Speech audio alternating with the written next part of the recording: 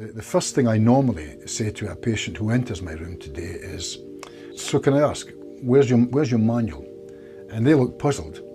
And I say to them, you don't have one, do you? So if you don't have a manual, then I can't have any idea of how to work with you. So I'm going to have to find out a little more about you and how you work before we even begin to move forward.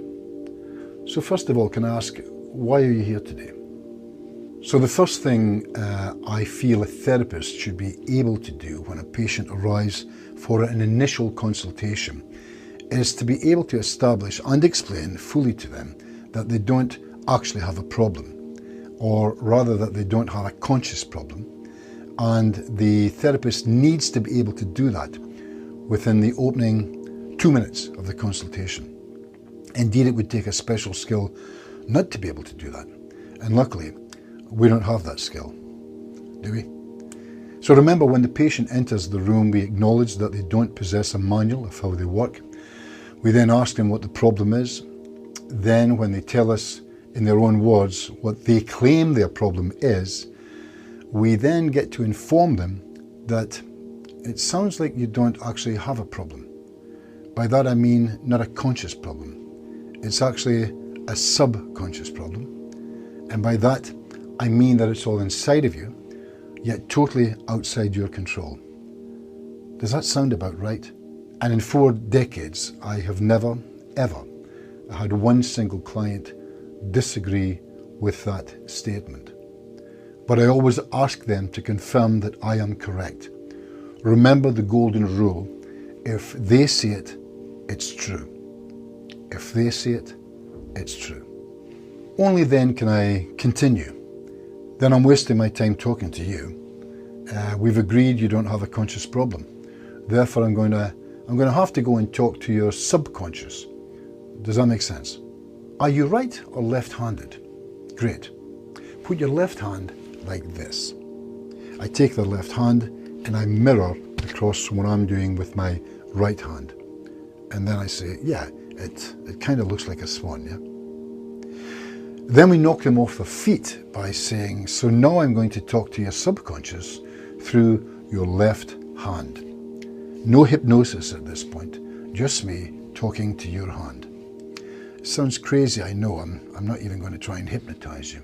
We simply do this. So let's see what happens, shall we? So over the years, myself and many of my Swan colleagues have agreed that at this point, it makes sense to cover 2 areas. The first is to let them know that it's important that you understand that from this point, I don't want you to fight me, but also I do not want you to help me. Rather, you simply allow me to do my work. Is that okay? And secondly, we inform them that one of 3 things is about to happen. Your fingers or hand will actually move, or we're not going to get any movement, but there will be this feeling that they will clearly feel. Or there will be no movement and there will be no feeling whatsoever. But we have made it clear that everything will be important in giving us feedback in order that we can find out a little more about them and how they work. And then, well, then we do a standard Swan protocol. I'm not going to talk to Kirsten anymore. I'm going to talk to Kirsten's subconscious. I'm talking to you through her left hand, and I want to see what's happened. If you can talk to me today, we'll just see what happens. So, for example, if I'm not talking to Kirsten, but I'm just talking to that part within her subconscious, and that's just an anchoring move I make there. I tap on her a couple of times on the outside of the left knee. What I want you to do is, if it's possible, can you tweak one of Kirsten's fingers right now? Try and do that for me and see what happens. It could be a forefinger that suddenly wants to lift. It could be a small finger that turns. It could be a thumb. Go through every nerve, every fibre. That's pretty fast. It's pretty good. Can you go into a different finger? Is that possible? Can you try and move a different nerve or a fibre or muscle there? Try and do that and see what happens. Excellent, thank you. So let's move on even faster.